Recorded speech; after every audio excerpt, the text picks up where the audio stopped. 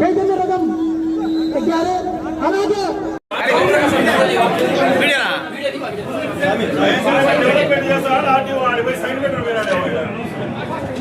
Jagan sir అభివృద్ధి చేసిన building వాళ్ళకు 2 ఫ్లోర్స్ కట్టించి ఇచ్చినాం.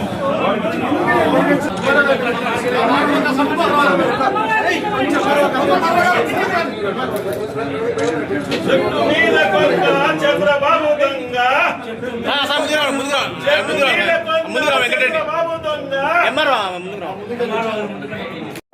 ఈ ప్రైవేట్ టీచర్లకు వ్యతిరేకంగా వైఎస్ఆర్ కాంగ్రెస్ పార్టీ